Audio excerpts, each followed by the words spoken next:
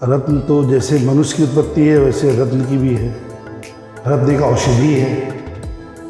आप सिंथेटिक बना सकते हैं रत्न और रोबोट बना सकते हैं, ना एक इंसान बना सकते हैं ना एक असली रत्न बना सकते हैं।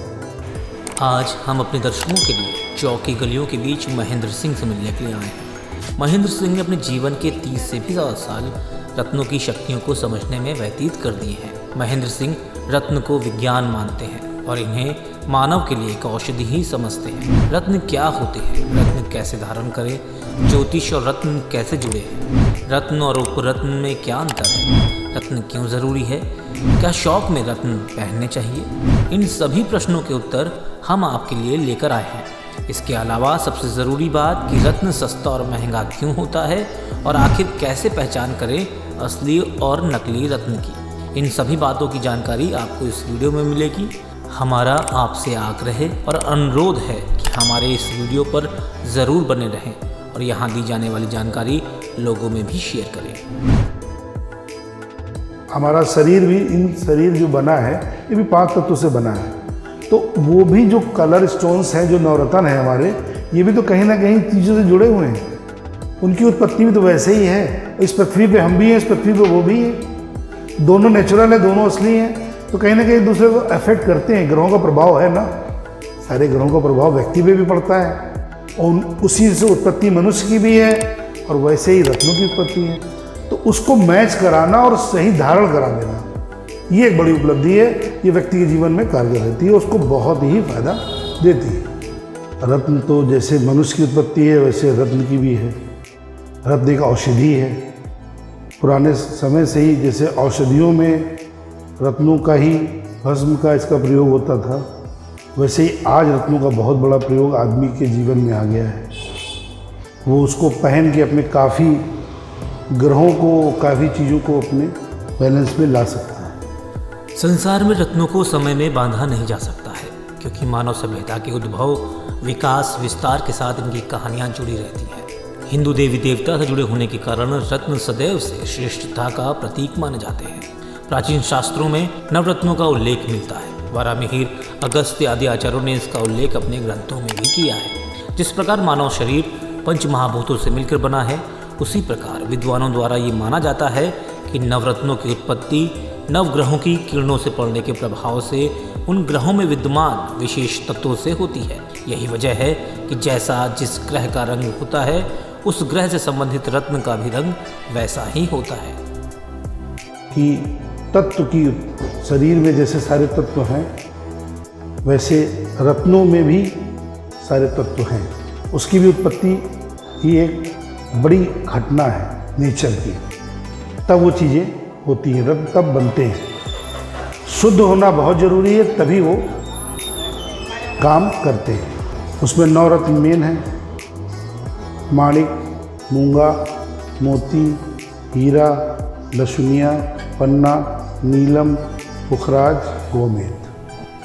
रत्न को महेंद्र जी औषधि की संज्ञा देते हैं, क्योंकि मानव को ग्रह राशि नक्षत्रों के अनुरूप ही रत्नों को धारण करना चाहिए। यदि ग्रह गति और रत्न हमारे अनुकूल रहे तो निश्चित ही बड़े कष्टों से निवृत्ति भविष्य में मिलती है और साथ ही अप्रत्याशित लाभ भी होता है।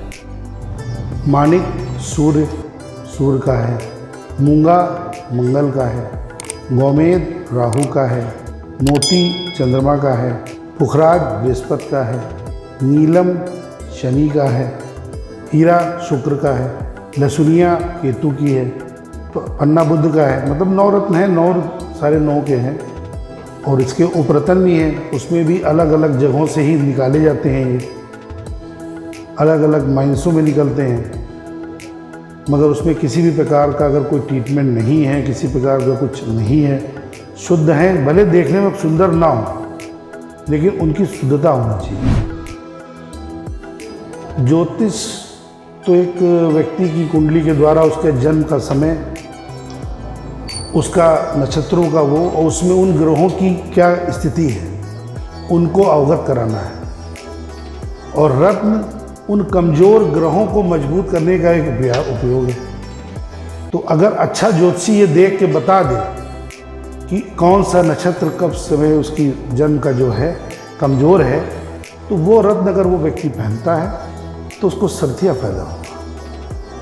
मगर उसमें कुंडली देखना सही और रत्न की शुद्धता दोनों ही सही होनी चाहिए। अगर सही निकल आता है, अगर रत्न अच्छा नहीं है तो सूट नहीं करेगा। उसके लिए प्रमाणित ही होना चाहिए और मतलब शुद्ध ही होना चाहिए। ये बहुत ही जरूरी है, जो कि इस समय बहुत मुश्किल है। तो जो बेसिक चीज़ें होती हैं, चाहे रत्नों की हो चाहे ज्योतिषी की हो, स्वयं डॉक्टर बनना और स्वयं ज्योतिषी बनना और स्वयं जो है नहीं चल सकता है। उसके लिए आपको विशेषज्ञ के पास जाना ही पड़ेगा। एक रत्न विशेषज्ञ की आवश्यकता क्यों रहती है आपके हिसाब से? ताकि व्यापार तो अपनी जगह है, लेकिन कहीं ना कहीं एक डॉक्टर जैसे व्यक्ति को देख के सही दवा दे सकता है, वैसे एक रत्न विशेषज्ञ सही कुंडली के मार्गदर्शित किया हुआ ज्योतिषी के द्वारा बताया हुआ रत्न अगर वो सही देगा तो उसको वो कार्य करेगा, और उसके लिए वो कृतज्ञ भी है, क्योंकि वो उसका काम है। और हर आदमी को अपना काम ईमानदारी से करना चाहिए। कुछ व्यक्तियों का ये सवाल रहता है कि हम रत्न पहनते हैं, अच्छा प्रभाव नहीं डालता, बुरा प्रभाव नहीं डालता, तो रत्न धारण करने के लिए क्या क्या चीज़ों की आवश्यकता? सबसे ज़्यादा जरूरी है रत्न धारण करने के लिए पॉजिटिव सोच। किसी भी चीज़ को अगर आप एक शर्ट भी पहनते हैं, तो जब नई शर्ट पहनते तो आपके मन में एक थोड़ा सा ये रहता है कि हाँ कुछ अलग है। तो जब भी रत्न को आपको धारण करें तो सबसे पहले तो शुद्धता देख लें, और कहीं ना कहीं एक अच्छे ज्योतिषी को भी देखना पड़ेगा, और उसको जब भी पहने तो पॉजिटिव सोच के साथ। रोज़ हर क्षण नहीं कि आज ये हुआ कि नहीं हुआ, इससे नहीं होता है। कुछ समय उसको आपकी बॉडी में एक सर्किल जो बनता है, जो जिसका एक सिस्टम है, कोई भी चीज़ है उसका एक पीरियड होता है जो आपको वर्क करेगा। आपकी बॉडी की पावर रत्न की पावर जब मैच करेगी तभी आपको सूट करेगा। आप चमत्कार नहीं हो सकता, ये औषधि है, उसको औषधि से लेंगे तो ठीक है। शौक रत्न जो है धारण करने की चीज़ ही नहीं है। जब ग्रहों के मामला खराब होता है या ग्रहों की स्थितियाँ नहीं सही होती हैं, तभी व्यक्ति रत्न की ओर जाता है, तो उसकी स्थिति वैसे ही कमज़ोर होती है। तो रत्न को धारण करना उस वक्त पॉजिटिव सोच के साथ, तभी उसको वो फायदा करेगा, उसको गौर करते हुए। शौक की चीज़ रत्न नहीं है। शौक की चीज़ें तो बहुत हैं, लेकिन रत्न को जब भी आप धारण करें तो उसके प्रति समर्पित होके और उसको थोड़ा समय दें, ताकि वो अपने आप को, कुछ रत्न भी अपने आप को वो कर सके। आज के समय में लोग बड़े इम्पेशेंट होते हैं, तुरंत उसका प्रभाव या दुष्प्रभाव जानना चाहते तो मन की स्थिति बिगड़ी है तभी तो रत्न की ओर गए हैं, तो उसके लिए कुछ तो समय देना ही पड़ेगा। तुरंत तो कुछ भी नहीं है, कोई चमत्कार नहीं है कि आपने मतलब बटन दबाया और लाइट जल गई। कहीं ना कहीं हर चीज़ में, जब जीवन में संघर्ष है, आज जो समय है उसमें हर व्यक्ति के जीवन में संघर्ष है, तो उसके लिए हर चीज़ उपाय में रहती है। तो उसलिए रत्न भी कहीं ना कहीं बहुत उपयोगी है, लेकिन व्यक्ति को थोड़ा शुद्ध के साथ साथ ठहराव और उनके प्रभाव पर अपने आप को समर्पित करना। तुरंत वो नहीं होना, उससे नहीं, थोड़ा समय लगता है। लेकिन किसी की बॉडी जल्दी गेन कर लेती है, किसी की बॉडी देर में गेन करती है। सारा एक सिस्टम है, एक साइंटिफिक सिस्टम है इसका।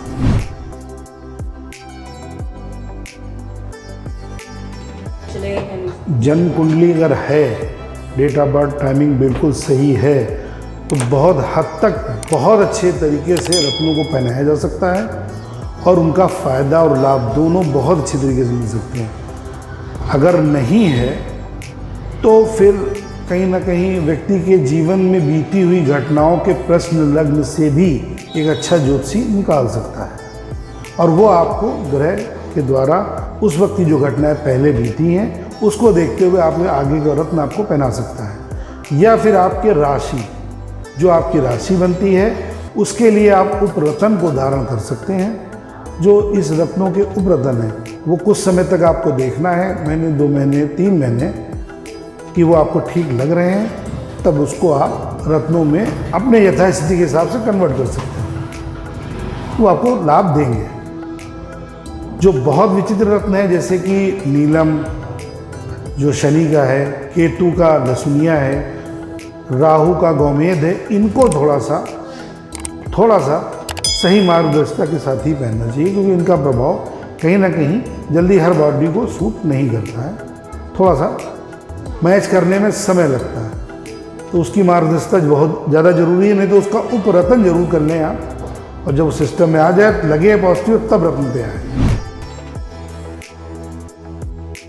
रत्नों का अपना एक जो बनने की प्रक्रिया है नेचर में वो लॉन्ग है और उसकी ग्रेविटी और हार्डनेस ज़्यादा है। उपरत्नों की कम है, उपरतन भी असली ही होते हैं, वो भी नेचर से ही निकलते हैं, लेकिन उसमें थोड़ी सी हार्डनेस कम होती है, उसका इफेक्ट कम रहता है, मगर रहता है। अगर वो भी उपरतन है और वो भी असली है, कि ऐसा नहीं कि नहीं है बिल्कुल है, क्योंकि हर आदमी रत्न नहीं पहन सकता है, वो खासकर शुद्ध रत्न पहनना मुश्किल है। सस्ता, देखिए सस्ता मेरा मानना है कि सस्ता रत्न नहीं हो सकता है। अगर कोई भी चीज़ बहुत सस्ती है तो कहीं ना कहीं कुछ तो होगा उसमें। एक बेसिकली है, एक समझदार पढ़े लिखे व्यक्ति के लिए वो तुरंत सोच सकता है कि इतना महंगा रत्न होता है तो सस्ता क्यों है। तो हो सकता है भाई वो असली है कि नहीं है। बाजार में सब कुछ बिक रहा है, लेकिन वही है कि आदमी ज़रूरत है तो वो भागता है। और जो आजकल चल रहा है वो सब मतलब कलर प्रोसेस करके उसको डस्ट को मिल्ट करके बनाया जाता है, वही सस्ता होता है, उसका इफेक्ट नहीं है। उससे अच्छा आप उपरतन पहने। अगर रत्न अच्छा नहीं है तो सूट नहीं करेगा।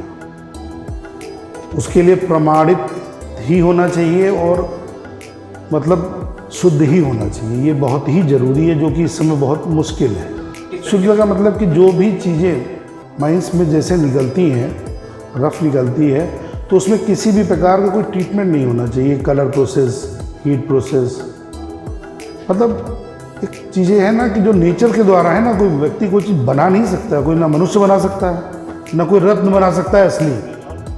आप सिंथेटिक बना सकते हैं रत्न और रोबोट बना सकते हैं, ना एक इंसान बना सकते हैं ना एक असली रत्न बना सकते हैं, क्योंकि वो नेचर से है, तो उसको वैसे ही होना चाहिए।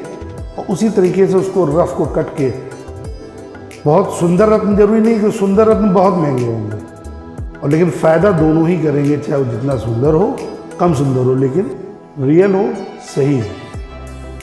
प्राचीन वाङ्मय में हमें 9 प्रकार के रत्नों और 84 प्रकार के पाषाणों का वर्णन मिलता है। यह आभूषण, औषधि, ग्रह शांति, भवन निर्माण, मूर्ति, खरल एवं खिलौने आदि के काम में आते हैं। दोस्तों, हम आपके लिए आपसे जुड़ी ऐसी ही कुछ जानकारियाँ हमेशा लाते रहेंगे। हमें उम्मीद है कि आपको हमारा ये वीडियो बेहद पसंद आया होगा।